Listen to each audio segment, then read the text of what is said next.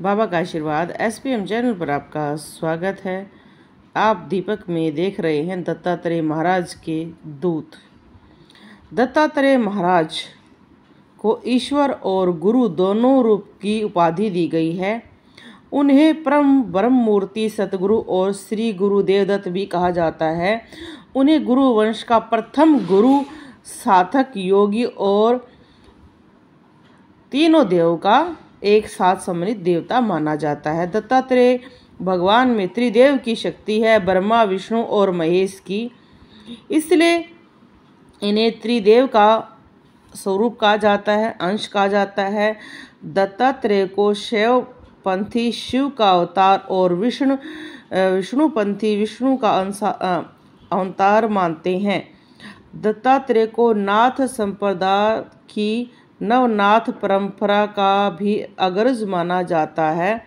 यह भी माना जाता है कि संप्रदाय के प्रवर्तक में दत्तात्रेय सबसे आगे हैं और उनके द्वारा बहुत ज़्यादा ज्ञान को बढ़ाया गया है।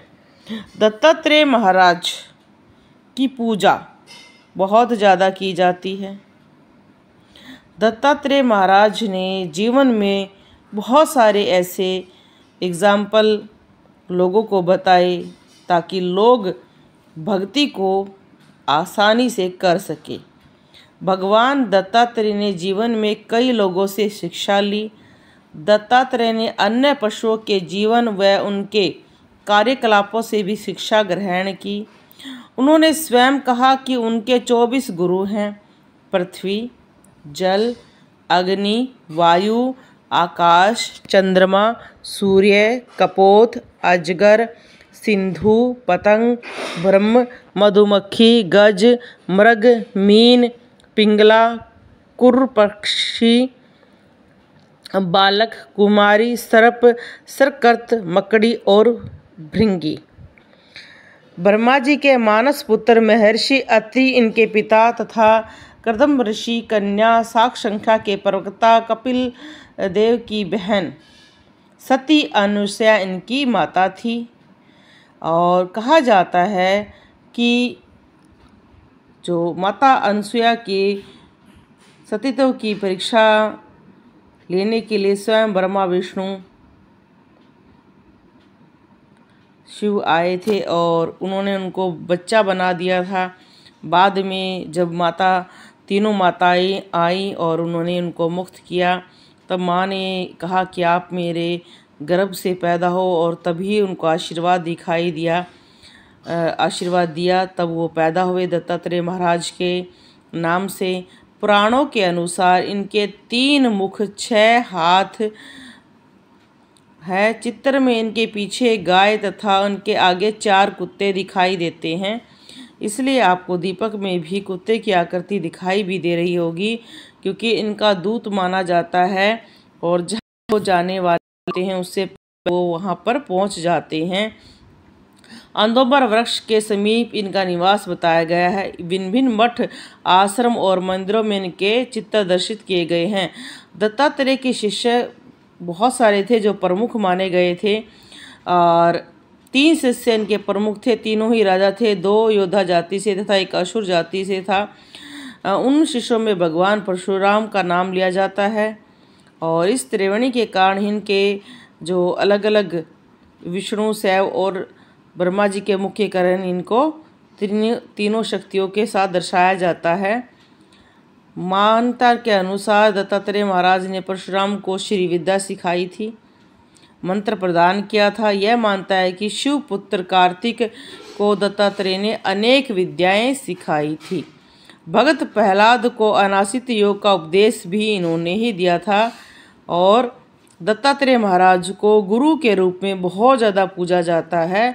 अगर कोई व्यक्ति अपने जीवन काल में गुरु नहीं बना सकता तो दत्तात्रेय महाराज को गुरु बना सकता है। और ये जो मिथ्या है कि गुरु एक ही होता है, ये दत्तात्रेय महाराज ने तोड़ी है, क्योंकि बहुत सारे लोग कहते हैं कि गुरु एक होता है। उन्होंने स्वयं बताया कि गुरु एक नहीं होता है, अलग अलग चीज़ों के लिए अलग अलग गुरु होते हैं और सदैव होंगे। दूसरी ओर मुनि संस्कृत को अवधूत मार्ग और कार्तवीर्य अर्जुन को तंत्र विद्या, एवं नागार्जुन को रसायन विद्या इनकी कृपा से ही प्राप्त हुई थी। गुरु गोरखनाथ को आसन, प्राणायाम, मुद्रा और समाधि चतुर्मुख योग का मार्ग दत्तात्रेय की भक्ति से ही प्राप्त हुआ था। गुरु पाठ और जो जाप करता है वो सदैव दत्तात्रेय महाराज के समीप माना जाता है। दत्तात्रेय का उल्लेख पुराणों में मिलता है। इन पर 2 ग्रंथ है, अवतार चरित्र, गुरु चरित्र, जिन्हें वेद तुल्य माना गया है और दत्तात्रेय महाराज की सदैव पूजा की जाती है। दत्त पादुका ऐसी मान्यता है कि जो नित्य गंगा जी में स्नान करके और दत्तात्रेय महाराज की पादुकाएं रखकर उनमें प्राण प्रतिष्ठा करके अपना गुरु मानकर पूजा करना शुरू कर देता है तो स्वयं दत्तात्रेय महाराज किसी न किसी रूप में उसके सभी चीज़ों को दूर करते हुए है, उसकी शंकाओं को दूर करते हुए उनके जीवन में आकर काफ़ी चीज़ों को दूर करते हैं। क्योंकि दत्तात्रेय महाराज ने नाथ संप्रदाय को बहुत आगे बढ़ाया और अलौकिक भक्ति को उन्होंने आगे बढ़ाया, जिसको सुनकर लोगों की जो मिथ्या थी कि भक्ति को कैसे करना चाहिए, उन्होंने बहुत सरल विधि से भक्ति को आगे बढ़ाया। दत्तात्रेय महाराज को आदि गुरु कहा जाता है कि उन्होंने नाथ संप्रदाय को खड़ा करने में बहुत ही ज़्यादा योगदान दिया है। उन्होंने आदि गुरु बनकर सभी को नाथ संप्रदाय की दीक्षा दी है। महर्षि मच्छिंद्र नाथ जो 8वीं-9वीं शताब्दी में हुए थे, तंत्र की सबसे ज़्यादा और हठ योग की उन्होंने पूजा की। महायोगी गोरखनाथ 10वीं और 11वीं शताब्दी में हुए, नाथ संप्रदाय के संस्थापक हुए। हठ योग का उन्होंने बहुत प्रचार किया। जालंधर नाथ मूल रूप से जालंधर के निवासी हैं, पंजाब से ख्याति प्राप्त हुई। कानिफ नाथ जो 14वीं सदी में मूल रूप से बंगाल के निवासी थे और उन्होंने बहुत शिव जी की तपस्या की और दत्तात्रेय महाराज से ज्ञान लिया। सभी बड़े बड़े नाथों को दत्तात्रेय महाराज ने बहुत ज्ञान प्रदान किया। चरपटी नाथ हिमाचल प्रदेश में चंपा क्षेत्र में हिमालय की गुफा में रहने वाले अपनी आदि शक्तियों को उन्होंने बहुत बढ़ाया। भर्तृहरि नाथ उज्जैन के राजा और विद्वान जिन्होंने योगी बनने के लिए अपना राज्य छोड़ दिया। गोपीचंद बंगाल की रानी के पुत्र जिन्होंने अपना राजपाट त्याग दिया। रतन नाथ उत्तर भारत में नाथ और सूफी दोनों संप्रदायों में आदरणीय हैं।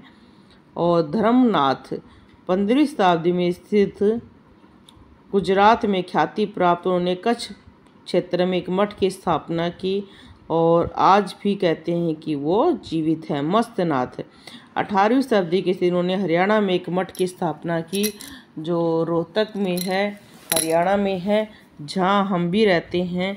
बहुत सारी जो गुरु परंपरा है उनको इन्होंने बहुत आगे बढ़ाया है। आपको हमने ये बात कहा भी है कि बहुत सारी चीज़ों को हमारे अलग अलग देवी देवताओं के द्वारा स्थापित की गई है। ऐसे ही दत्तात्रेय गुरु के रूप में बहुत पूजनीय हुए, देवता के रूप में बहुत पूजनीय हुए।